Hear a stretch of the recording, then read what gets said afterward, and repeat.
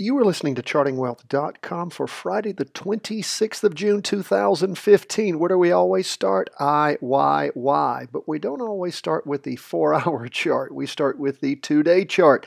Here's what's been happening. For those of you joining us by audio, I'll explain.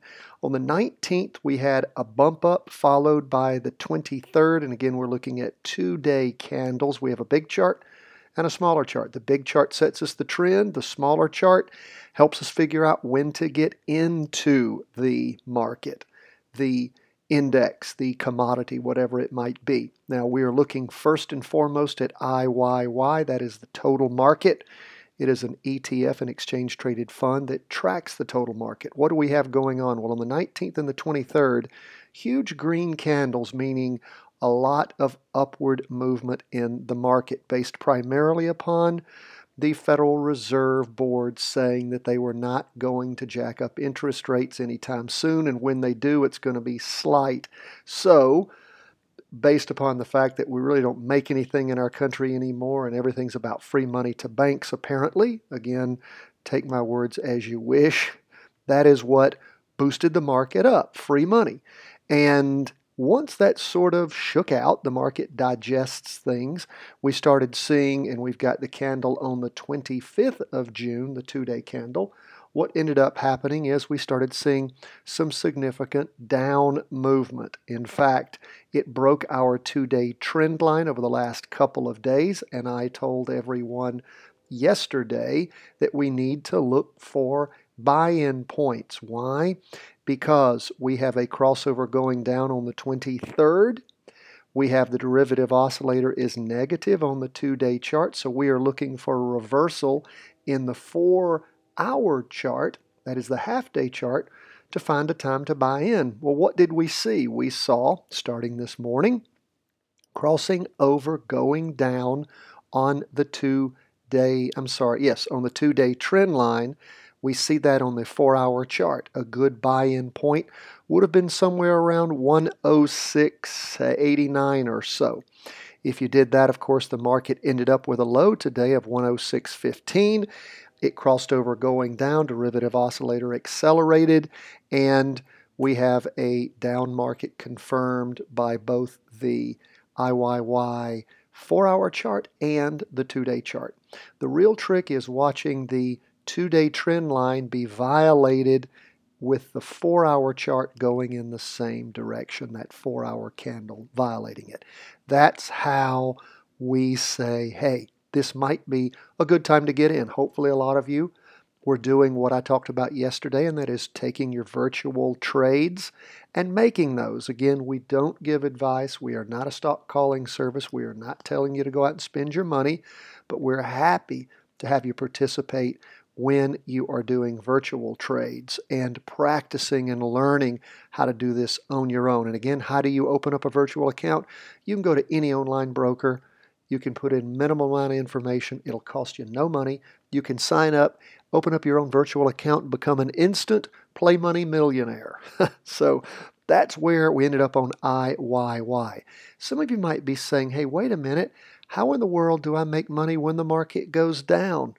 You need to tune into some of our trainings because there are plenty of inverse funds that you can purchase where you can watch the market go down and watch the inverse fund, inverse meaning opposite direction, of course, go up. Now we are switching over to, or here's another one. You can just take your money out of the market, wait till it goes down as far as it's going to go and turns around and starts to go up again and buy back in. In other words, you ride the wave up, you get out when it goes down. Now we've cut over now to the 2-day chart on SPY. What is that? That's the Standard & Poor 500. It actually crossed over going down way back on the 28th of May, between the 28th of May and the 1st of June. It was going down up until that Federal Reserve Board meeting that bumped it up a little bit. However, if you pay close attention, you will see that the SPY, the Standard & Poor's 500, never had enough energy to actually cross going up on the MACD. That's the Moving Average Convergence Divergence. It is our biggest indicator. It's really the only one we use. We look at the derivative oscillator because it's interesting. And when we see the derivative oscillator cross along with the MACD at the same time, that's almost always a good time to look to get in. It was with SPY going down.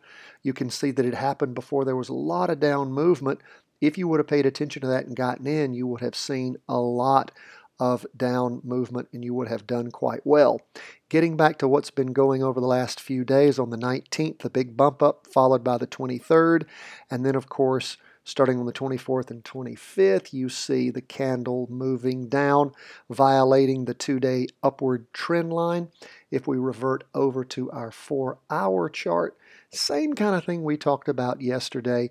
Once you saw the market move through the 2-day trend line going down on the 4-hour chart, that was your signal to get in to a reverse index if you were in one, or to make sure that you were out of your SPY.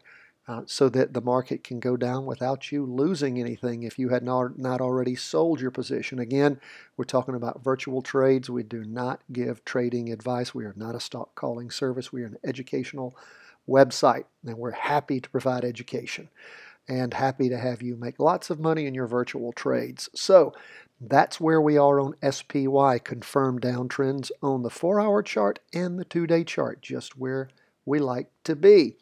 Now let's go back to the 2-day chart and let's go over to the Qs. What do we see happening in the Qs? Well, the Qs still in a confirmed down move. The 2-day trend line has not been violated, however, on either the 2-day chart or, if we look over to the 4-hour chart, not been violated there either. It closed above, so we don't have a buy-in point yet. It looks like the Qs, though, is about to cross over going down toward the end of the day.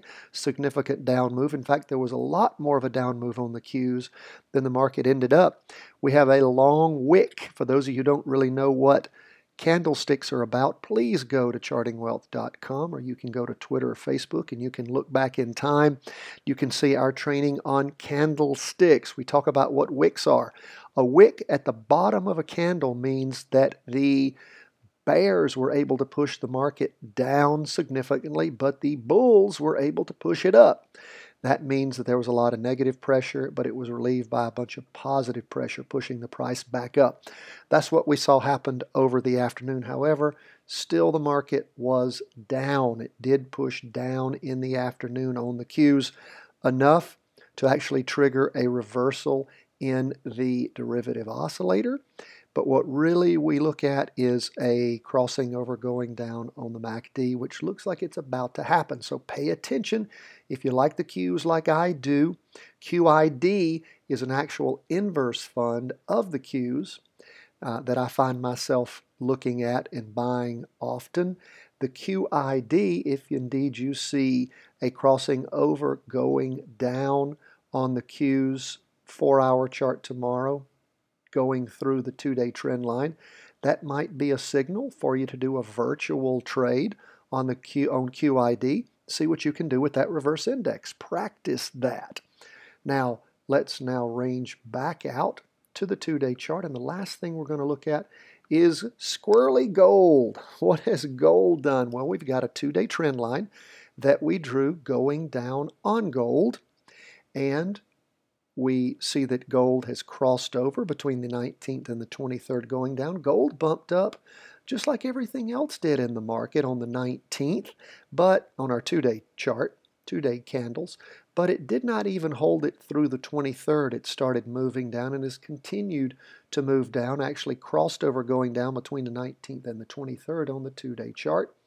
And if we look at the 4-hour chart, we can see that gold has continued to move down. It crossed over going down all the way back on the 23rd on the 2-day chart, and gold is in a confirmed downtrend on both the 2-day and the 4-hour, the half-day chart. That, folks, is where we have ended up as we go into the markets on Friday. Don't forget, before Monday, we will publish both on Libsyn, on the internet, on our website, on Facebook, on Twitter. We will have our weekly review and forecast along with the Monday show. So thank you so much. That's a Monday regular market review. Thank you so much for joining us. Please sign up for our newsletter at chartingwealth.com. Follow us on Facebook and Twitter. Let us hear from you. We love your comments, love to know what you're thinking and what we're doing to help you and what more we can do. Let's hear some good words from you. God bless. Wish you the best in your trading and investing from chartingwealth.com.